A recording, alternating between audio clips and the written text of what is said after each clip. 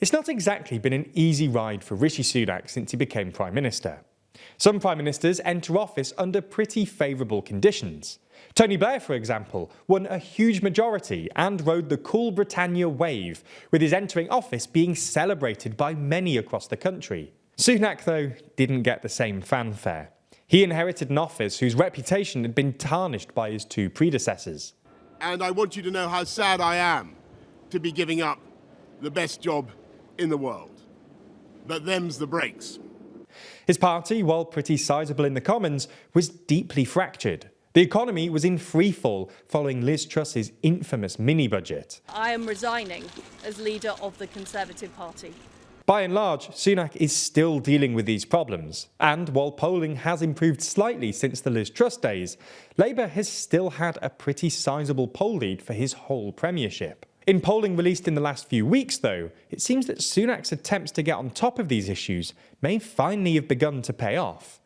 So let's see how he's doing, how recent events have impacted polling, and whether the government stands a chance of winning the next election.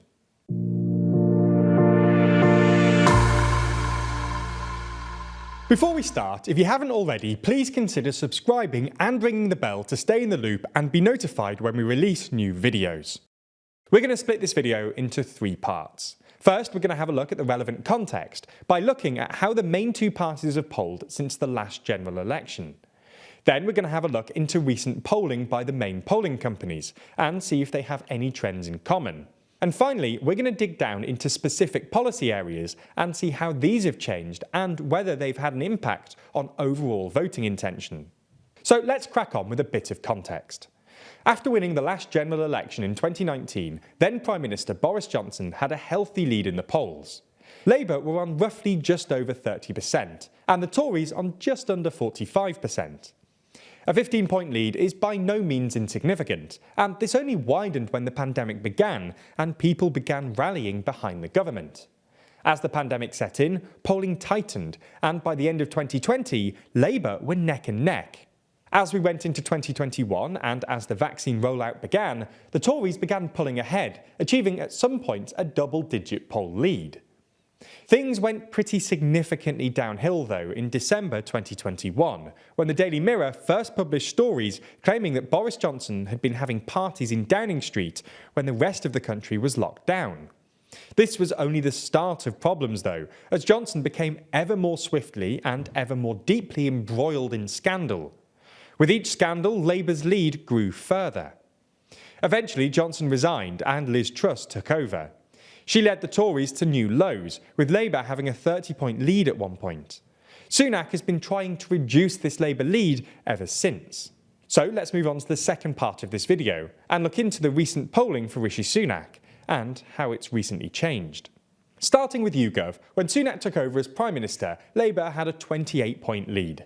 This had decreased to about 24 points by the end of the year, and as of the last few weeks, it appeared that Labour has only a 20-ish point lead. For their part, Savanta Comres roughly agrees. Their most recent polling from the 5th of April gives Labour a 17-point lead. Ipsos Mori's most recent polling from the 4th of April gives Labour a 23-point lead. Survation's most recent poll appears to have the most positive news for the Tories, putting Labour's lead at only about 14 points.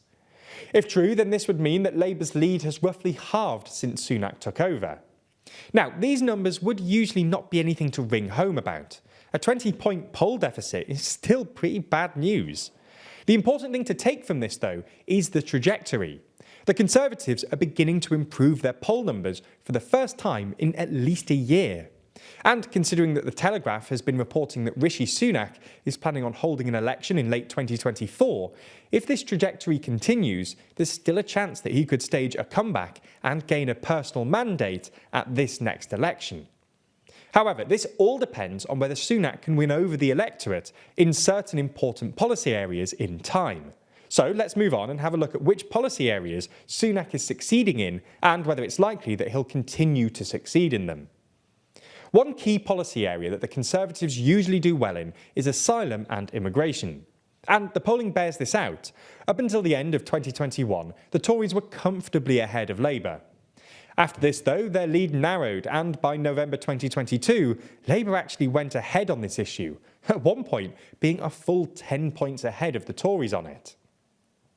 In recent weeks, Sunak's tried to win over both his party and voters on this topic through his support for the Home Secretary Suella Braverman's illegal migration bill. It seems that this has gone down relatively well with the public, with the Tories now neck and neck on the issue of asylum and immigration.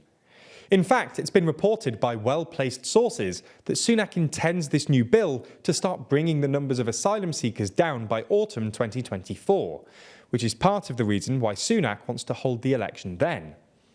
Similarly, another key issue that the Tories are traditionally most trusted on is the economy.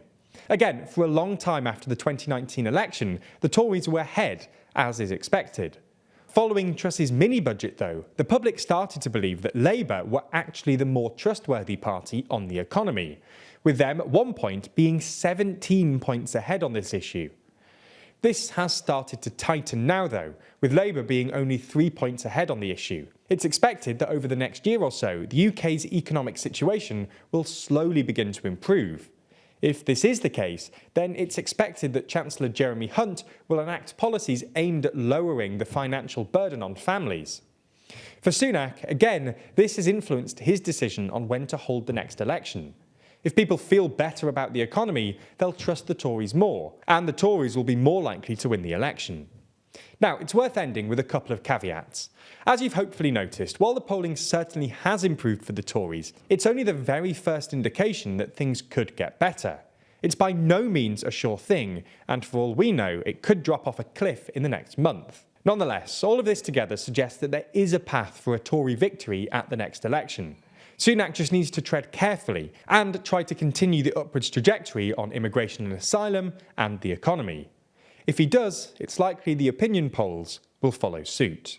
That's all for this video, but there's a whole world of TLDR content out there. You might not know, but we actually have 5 different TLDR channels explaining news from the UK, Europe and the rest of the world, breaking down the latest developments in the business world and also running through the day's most important news that you might have missed. TLDR has been doing this for around 6 years now, so to celebrate our anniversary, we'd love it if you subscribed. Not only to this channel, but also any of the others that interest you. They're all linked in the description. Our whole purpose is to make the world around you more understandable, to unpack the confusing parts of the news in a way that's interesting, factual, and entirely non-partisan. So, if that's something you're into, then you have 5 channels to enjoy. Thanks for your support over the last 6 years. It really means a lot.